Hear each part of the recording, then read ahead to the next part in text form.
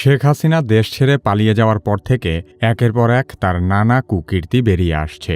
রাজনৈতিক ভিন্নমত পোষণকারীদেরকে দমন করতে আওয়ামী লীগ সরকারের সময়ে বহু মানুষকে গুম করা হয়েছে।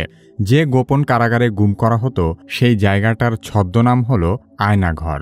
শেখ হাসিনার আস্থাভাজন বাংলাদেশের সামরিক বাহিনীর গোয়েন্দা সংস্থার কিছু অসৎ অফিসার এই আয়নাঘর পরিচালনা করত। কি কেন কিভাবে এই পর্বে শেখ হাসিনার গোপন কারাগার আয়নাঘর সম্পর্কে আলোচনা করা হবে।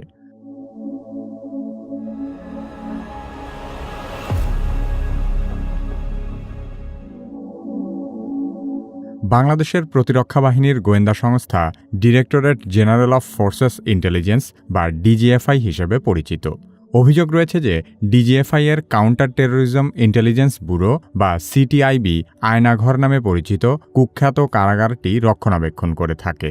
২০২২ সালে সুইডেন ভিত্তিক একটি স্বাধীন সংবাদ মাধ্যম নেত্র নিউজের করা একটি অনুসন্ধানী প্রতিবেদনে আয়নাঘরের বিষয়টি সবার সামনে উঠে আসে। সেখান থেকেই দেশের মানুষ জানতে পারে যে বিভিন্ন সময়ে বলপূর্বক গুমের শিকার ব্যক্তিদেরকে আয়নাঘরে আটক করে নির্যাতন চালানো হতো। আয়নাঘর ঢাকা সেনানিবাসের ভেতরেই অবস্থিত বলে ধারণা করা হয়। আয়নাঘরে বন্দী থাকা সাবেক এক সেনা সদস্য জানিয়েছেন, অতীতে এই জায়গাটি জয়েন্ট ইন্টারোগেশন সেল নামে পরিচিত ছিল। পরবর্তীতে একে সংস্কার ও বর্ধিত করে আয়নাঘর বানানো হয়েছে। গুমের শিকার হওয়া বেশ কয়েকজন সাবেক সেনাবাহিনীর কর্মকর্তা আয়নাঘরের অবস্থান প্রকাশ করেছেন। তারা জানিয়েছেন এই আয়নাঘরটি ডিজিএফআই এর অফিসের ঠিক পেছনেই অবস্থিত। এখানে কমপক্ষে ১৬টি কক্ষ রয়েছে, যেখানে একসাথে ৩০ জনকে বন্দী করে রাখা যায়। আয়নাঘরের দায়িত্বে থাকা কয়েকজন সামরিক কর্মকর্তা গোপন এই কারাগারের ছবিও প্রকাশ করেছেন।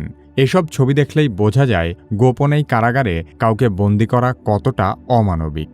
এখানে বহু লোককে বিনা বিচারে বছরের পর বছর, এমনকি যুগের পর যুগ আটকে রাখা হয়েছে।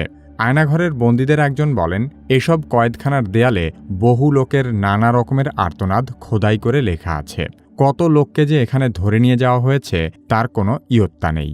সবাইকে যে এখানে দীর্ঘ সময় বন্দী করে রাখা হয় এমনও নয়। অনেককেই ছেড়ে দেওয়া হয়েছে, আবার অনেককে এখান থেকে হত্যাও করা হয়েছে। আয়নাঘরের বন্দীদের নির্যাতনের কথা শুনে যে কোনো হৃদয়বান ব্যক্তির মনে হবে এমন অমানবিক পরিবেশে দীর্ঘদিন বন্দী করে রাখার চেয়ে কাউকে হত্যা করাও অনেক ভালো। অভিযোগ রয়েছে ডিজিএফআই এর কিছু অসৎ কর্মকর্তা শেখ হাসিনা সরকারের কাছ থেকে অবৈধ রাজনৈতিক সুবিধা নেওয়ার জন্য এসব কর্মকাণ্ড করেছে।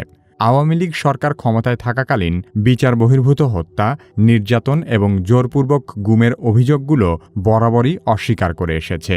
হাসিনা সরকার পতনের পরপরই এ ধরনের মানবতাবিরোধী অপরাধের প্রমাণ হাতে নাতে পাওয়া যায়। বাংলাদেশের শীর্ষস্থানীয় একটি সংবাদপত্রে বলা হয়েছে, শুধু ঢাকা সেনানিবাস নয়, সারা দেশের বিভিন্ন স্থানে এরকম আরও বেশ কিছু আয়নাঘর থাকতে পারে।